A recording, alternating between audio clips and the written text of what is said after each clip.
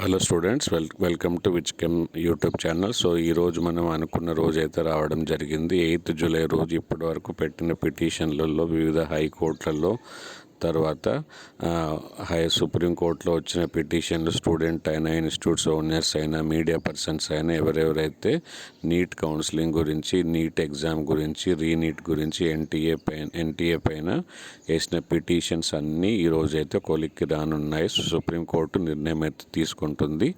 So ఈ నిర్ణయం అనేది అందరికీ ఆమోదయోగ్యంగా ఉండాలని ఆశిస్తున్నాను.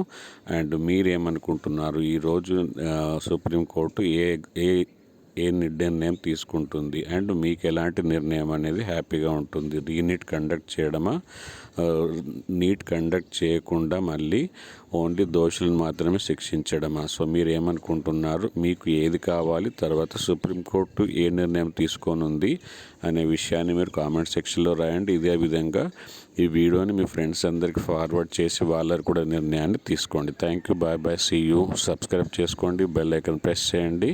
ఇవన్నీ డీటెయిల్స్ మనకు ఈవినింగ్ అయితే ఉంటాయి మన ఛానల్లో, కాబట్టి ఖచ్చితంగా సబ్స్క్రైబ్ చేసుకొని బెల్ ఐకాన్ అయితే ప్రెస్ చేయండి. Thank you, bye bye.